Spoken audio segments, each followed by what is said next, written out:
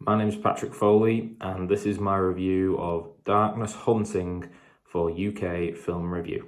So this is a feature-length horror comedy film running at about 70 minutes that follows a group of 5 friends who have formed a ghost hunting group producing sort of scare-style TV documentaries, who have travelled out to a deserted cabin in the woods that is supposedly haunted.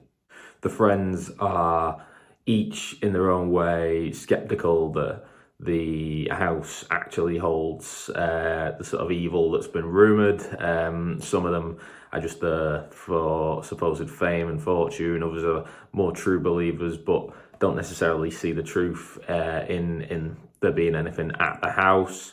And unsurprisingly, when they arrive and when they are isolated from the rest of the world, they do find actually there is a demonic presence that is just waiting to be unleashed. The film is a sort of lower budget, B-movie style, more homemade sort of horror.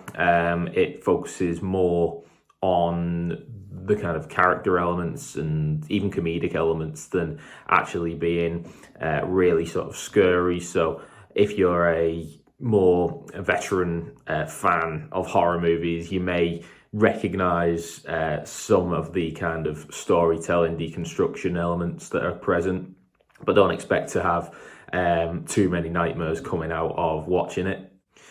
Within the film, the dialogue is quite clunky. The plot doesn't make a ton of sense. It's not the most original story, as you can probably tell from my summation of it.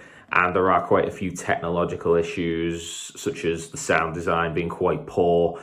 Characters can be difficult to hear at times. There are some interesting choices of music and score that are used that begin to grate as the film goes on. There's this kind of whimsical overture that seems to follow a lot of the film's runtime, which starts as sort of like a comedic, disassociative melody that you wouldn't necessarily expect to see in a horror film. These flaws do grate a little as the film goes on and do sort of emphasize that, you know, there are a lot of rough edges to Darkness Hunting. But I found something quite endearing about the film in its own way. You can tell that there's a lot of passion behind it, and that the filmmakers do understand the sort of horror genre and how to use it to actually do something quite fun and original, something quite different than maybe a viewer will go in expecting.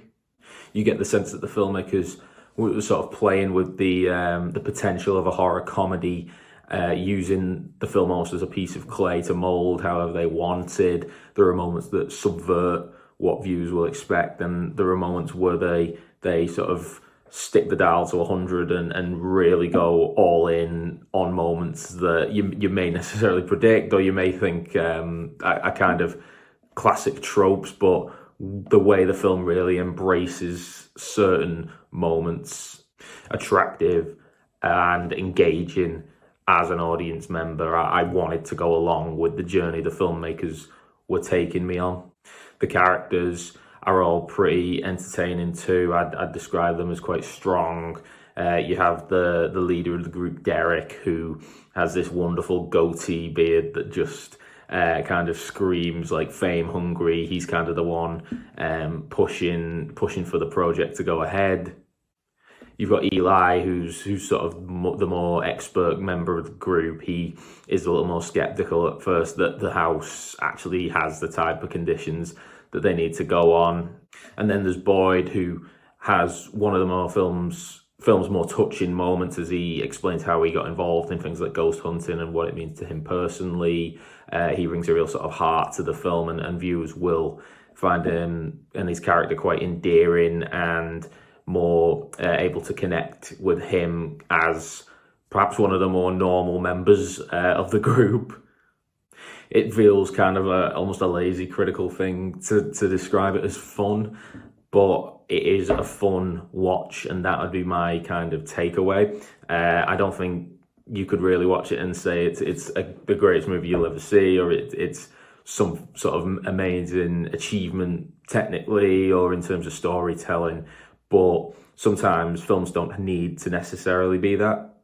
It won't be to everyone's tastes, and there are flaws in this that will be too much for some audience members, some viewers. But personally, I really enjoyed Darkness Hunting, and if you are a sort of fan of the classic kind of horror genre, or you do like to see sort of tropes being deconstructed and played with a bit for some real genuine laughs, then I'd really recommend Darkness Hunting as maybe just one to check out and see whether the sort of more fantastical and more extravagant elements connect with you the way it did connect with me.